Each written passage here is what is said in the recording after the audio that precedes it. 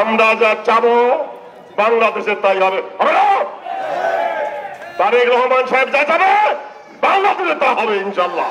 জিয়া পরিবারের নামে বিভিন্ন ভাবে এই জামাত ইসলাম রাজাকাররা কুচ্ছারচনা করছে, আমি এর তীব্র প্রতিবাদ করি।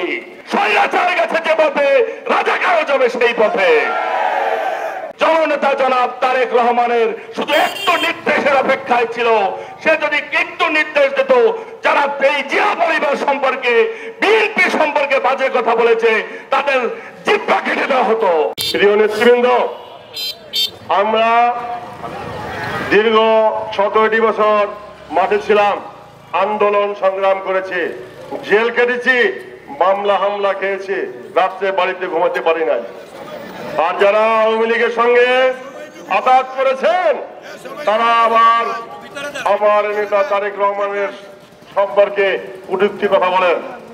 আমি অবাক হয়ে যাই।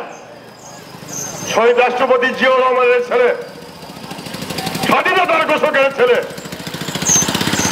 প্রধানমন্ত্রী বেগম খালেদা জিয়া 3 দিন পরে প্রধানমন্ত্রী বাংলাদেশের, তার ছেলের বিরুদ্ধে ষড়যন্ত্র করে তার কটূক্তি করেছেন। আমরা চাই না তার তৃপ্তির বিরুদ্ধে। আমাদের নেতা তারেক রহমান সাহেব শান্ত থাকার জন্য বলেছেন, আপনারা সবাই শান্ত থাকুন। আমার নেতা কর্মীদের বলেছেন শান্ত থাকুন, ওরা ষড়যন্ত্র করবে, ষড়যন্ত্রের ফাঁদে আমাদের পা বাড়াবো না, পা দেওয়া যাবে না। এই কারণেই আমরা কিন্তু নিশ্চুপ আছে।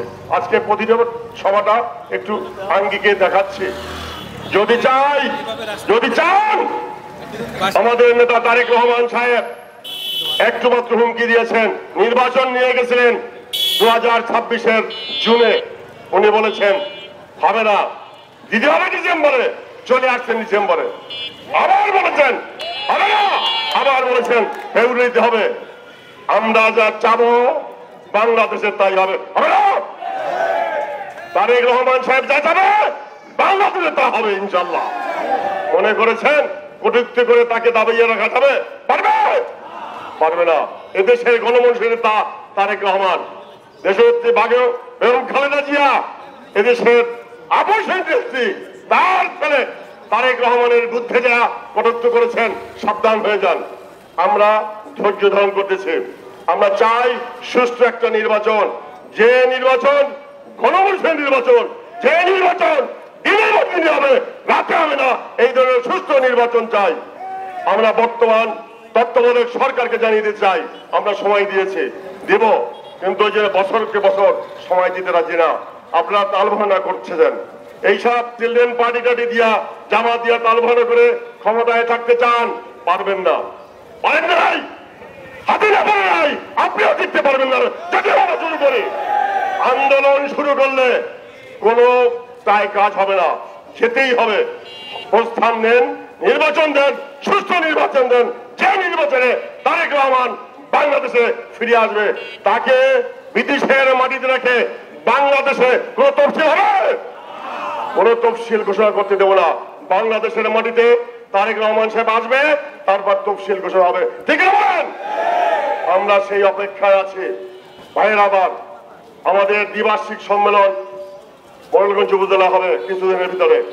যারা ত্যাগী, যারা মাঠে ছিল, দিন রাত আপনাদের কাছে যাওয়া ছিল, তাদেরকে আপনারা মূল্যায়ন করবেন, নাহলে দল টিকবে না।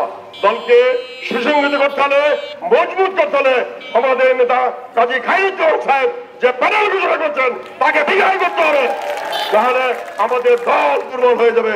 আমরা যাকে মাঠে ঘাটে দেখেছি, রাস্তাঘাটে দেখেছি, এই জনপথে যারা মাঠে গাছ ফেলে সেই হাসিনা সরকারকে যে উৎখাত করার যে পায়তারা আমরা করেছিলাম, সেইগুলো কিন্তু এই সব নেতারাই কিন্তু করেছেন। আপনারা দেখছেন আমাদের ভারপ্রাপ্ত চেয়ারম্যান জননেতা জনাব তারেক রহমান সহ জিয়া পরিবারের নামে বিভিন্ন ভাবে এই জামাত ইসলাম রাজাকাররা কুচ্ছারচনা করছে, আমি এর তীব্র প্রতিবাদ করি। আপনারা দেখছেন এই নাবালক বাচ্চারা, ন্যাশনাল চিলড্রেন পার্টি যাকে আমি বলি, তারা কয়েকদিন আগে আর্মির ট্যাঙ্কের নিচে বসাইয়া তারপর পালাইয়ে গিয়েছে, দেখছেন না? তা বোঝেন ভাই, দেশ নিয়ে কথা বলে, একটা জেলায় তাদের স্থান নাই।